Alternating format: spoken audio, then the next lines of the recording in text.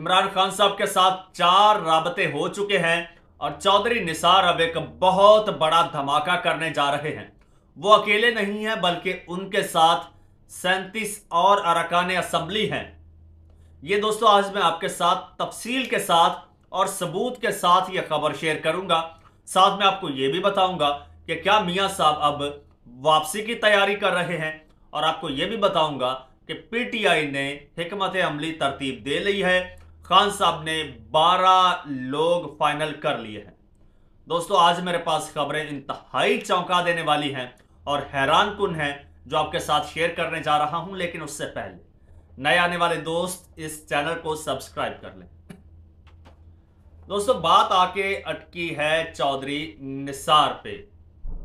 चौधरी निसार नून league में शामिल होंगे, पीटीआई में शामिल होंगे, किस तरफ जा रहे हैं? इसके लिए मियां नवाज शरीफ ने मुलाकात की कोशिश की चौधरी निसार से। चौधरी निसार ने साफ इनकार कर दिया। शहबाज शरीफ साहब ने चौधरी निसार से मुलाकात की कोशिश की, लेकिन चौधरी निसार ने इनकार कर दिया। यह खबर ब्रेक की है इंतहाई सीनियर इन्वेस्टिगेटिव और क्रेडिबल जर्नलिस्ट हैं राना अजीम साहब। उन्होंने यह खबर ब्रेक की है। उनका कहना है कि ये दोनों भाई मुलाकात की कोशिश कर चुके हैं, लेकिन चौधरी निसार ने इनकार कर दिया है। इनकार क्यों किया है उसकी बहुत बड़ी वजह है। एक तरफ तो चौधरी निसार इस वक्त फुली एक्टिव हो चुके हैं और वो पाकिस्तान की सियासत में भरपूर अंदाज में आने को तैयार हैं और आ रहे हैं, और वो अकेले नहीं हैं। उनके साथ नून लीग के 37 साबिक अरकान पार्लियामेंट हैं, यानी एमपीएस एमएनएस कितने? 37।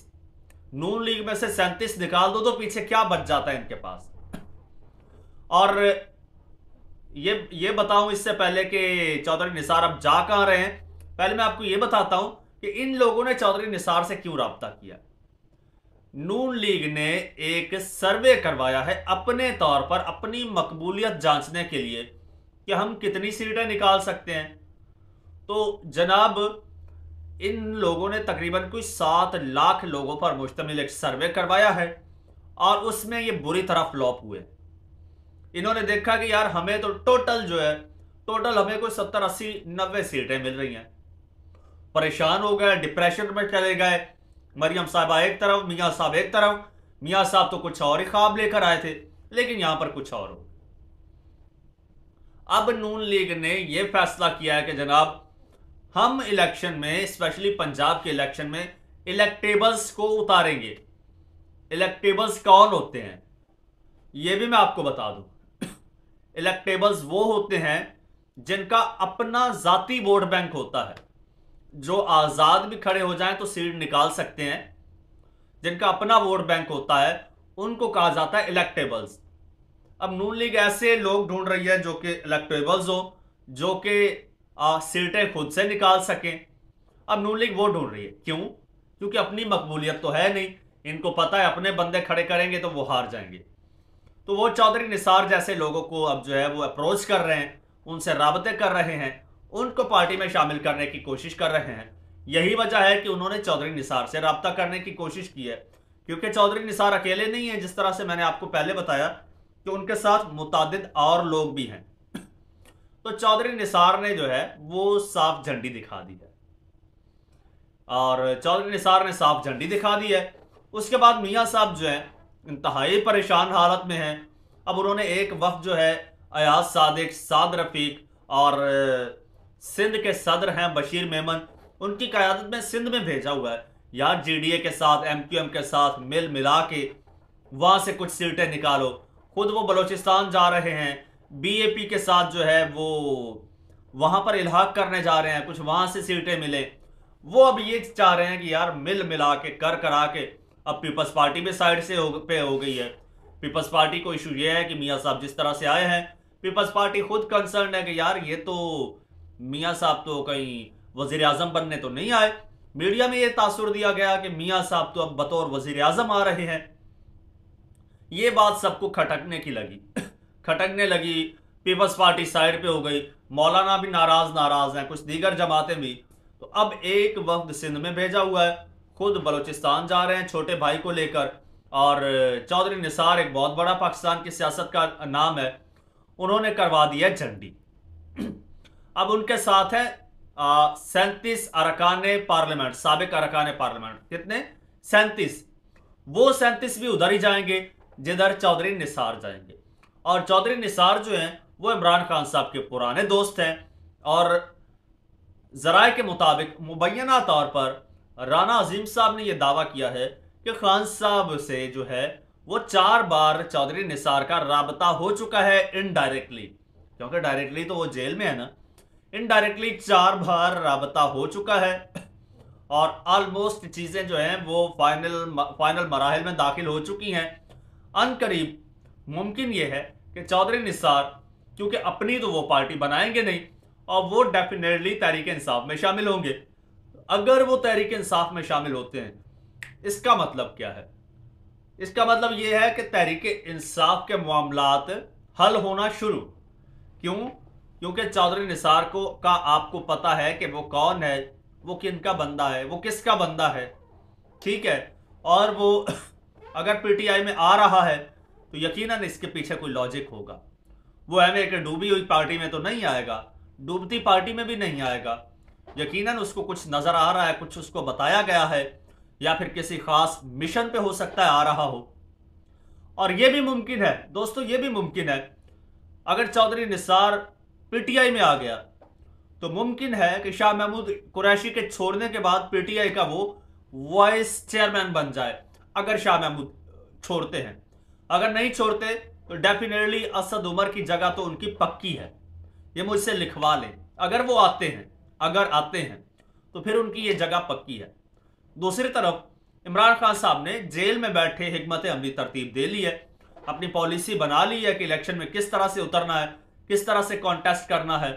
और ये खबरें भी आ रही हैं कि इमरान खान साहब ने तो 12 के करीब जो है वो नाम फाइनल कर लिए हैं कि ये लोग कब, कहां और कैसे फाइट करेंगे, कैसे कॉन्टेस्ट करेंगे।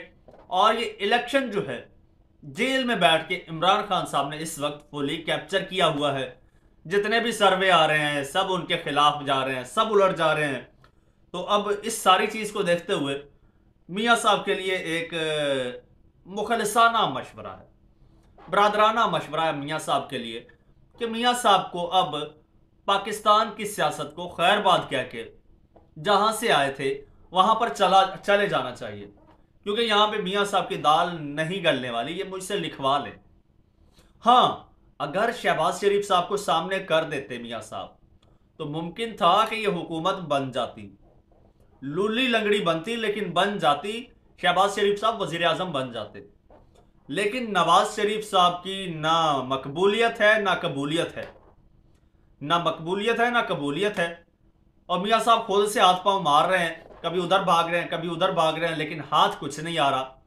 इलेक्शन सर पे आ गए हैं, कोई मंशूर नहीं है, और कोई अभी तक मैनिफेस्टो अनाउंस नहीं किया, और कोई एजेंडा सामने नहीं रखा, ठीक है, कोई विजन नहीं दिया। और 21 अक्टूबर को जब मियां साहब आए, जलसा किया, एक साहब ने तो वहां पर जलसे में के शुरका में से एक साहब ने तो बरमला कह दिया, कहता मैं पता नहीं व्याड़ी से, पता नहीं साहिवाल से आया था जलसे में, और मैं ये सोच के आया था कि मियां साहब इतने अरसे बाद आ रहे हैं, 4 साल बाद आ रहे हैं, महंगाई में इस वक्त मुल्क में जो है वो इंतहा की महंगाई है, बेरोजगारी है, इस हवाले से मियां साहब कोई हल लेके आएंगे, मईशत के हवाले से कोई सलूशन देंगे, कोई महंगाई को कंट्रोल करने का फॉर्मूला बताएंगे, कोई विजन देंगे। लेकिन मियां साहब तो जलसे में अपना ही रोना रोते रहे। आधा घंटा गुजर गया, कहते हैं हम सुनते रहे। मियां साहब कभी अपनी बेटी के साथ होने वाली ज्यादतियों पे रो रहे हैं, कभी अपने साथ होने वाली ज्यादतियों पे रो रहे हैं, कभी कबूतर लहरा रहे हैं, कोई मियां साहब ने एजेंडा नहीं दिया। तो अब जो है, अब वो किस एजेंडे के तहत, किस मंशूर के तहत इलेक्शन में उतरेंगे, अभी तक उनसे वो ही नहीं फाइनल हो पाया। बल्कि अभी तक यही नहीं फाइनल हो पाया कि यार छोटा भाई लीड करेगा, बड़ा भाई लीड करेगा, वजीर आजम कौन बनेगा, वजीर आला कौन बनेगा, क्योंकि अल्टीमेटली सीटें तो फैमिली में ही रखनी होती हैं ना। तो यहां पे बड़ी कंफ्यूजन है उस्ताद, भाइयों में कंफ्यूजन है, फैमिली में कंफ्यूजन है, कौन किस पोजीशन पे बैठेगा। और ये भी खबरें निकल कर आ रही हैं कि भाइयों में इस वक्त ना सिर्फ कंफ्यूजन है बल्कि इस वक्त जंग भी जारी है और हर बंदा जो है वो एक दूसरे पे सबकत ले जाने की कोशिश में है। और थोड़ा नीचे आ जाए तो मरियम साहिबा हैं और फिर हमजा साहब हैं। सूबा कौन संभालेगा?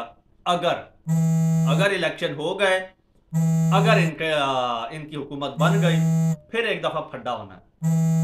लेकिन मामलात कुछ जो हैं वो अच्छे नजर नहीं आ रहे, क्योंकि जो इलेक्टेबल्स को ये दोबारा अप्रोच कर रहे हैं, इसका साफ मतलब है उस्ताद जी कि आपकी पॉपुलैरिटी नहीं है और ये बात आप मान चुके हैं। आप मान चुके हैं कि आपकी पॉपुलैरिटी नहीं है, आपको वोट नहीं मिलने, आपको सीटें नहीं मिलनी, लिहाजा इत्तेहादियों से सीटें निकलवाएंगे, इलेक्टेबल्स की सीटें लेंगे, आपकी अपनी सीटें नहीं हैं।